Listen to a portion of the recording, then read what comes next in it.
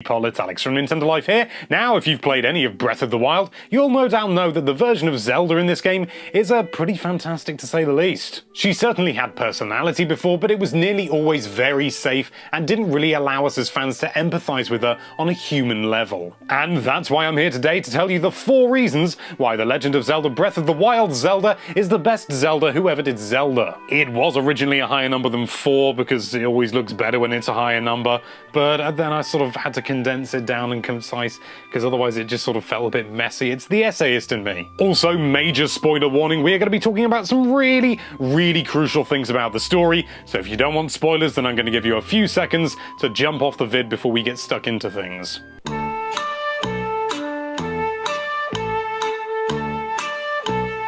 Let's go.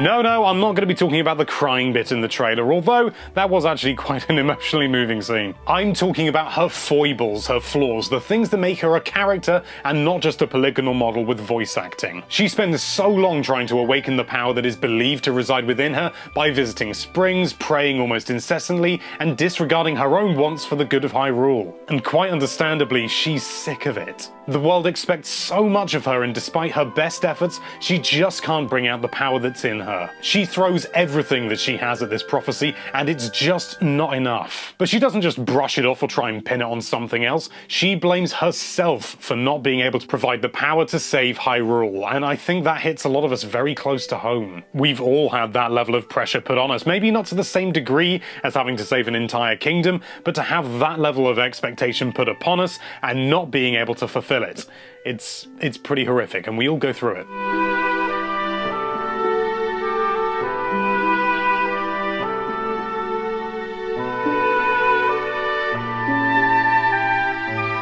King Rome may well have been a benevolent king when he was alive if his journal that we found in his study is anything to go by, but he's extremely hard on his daughter. She's young, curious, and wants to spend time with the people around her more than fruitlessly praying to gods, but her father is brutal in how he makes her continue her training. And in the end, is it listening to her father and chatting with deities that awakens her power? No. She achieves it herself, not through prayer or anything her father instructed, but by devoting herself to protecting Link and her understanding of the Guardians, a practice her father outwardly forbade. Also, can we talk about that whole Guardian thing?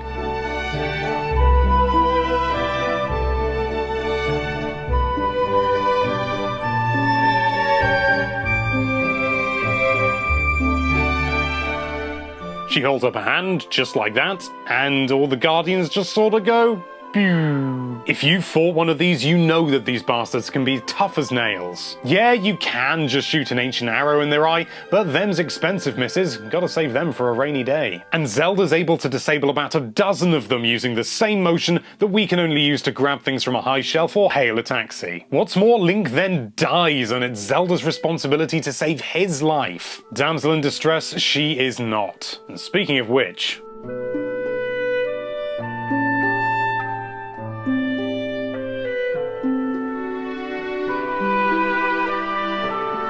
she fights off Calamity Ganon for 100 bloody years. She isn't captured and held against her will. She went up to Ganon and held him down, matched equally in strength, Triforce for Triforce. 100 years! I get bored after 10 minutes of waiting for a bus. Zelda, this young woman whom recently was being told off by her father like a child, is equally as powerful as the greatest evil to ever face Hyrule. She can't defeat Ganon, and Ganon can't defeat her. The only thing that can is the Triforce of Wisdom and the Triforce of Courage together. Zelda is just as powerful as Link, arguably even more so, as if my playthrough's anything to go by, that bloke dies all the bloody time. We've seen great portrayals of Zelda in the past, particularly in Skyward Sword, but none have ever been quite as strong, powerful, devoted, and just downright human as the one that faced Calamity Ganon. But what do you think? Do you think this Zelda's the best, or do you have more of a fondness for a pixelated princess? Let us know down there in the comments. Thank you so much for watching. If you like this video, then why don't you write a big, long, gushy essay disguised as a video about that subscribe button, and be sure to check out nintendolife.com for all sorts of lovely Nintendo-related content. Thank you again for watching. Bye-bye.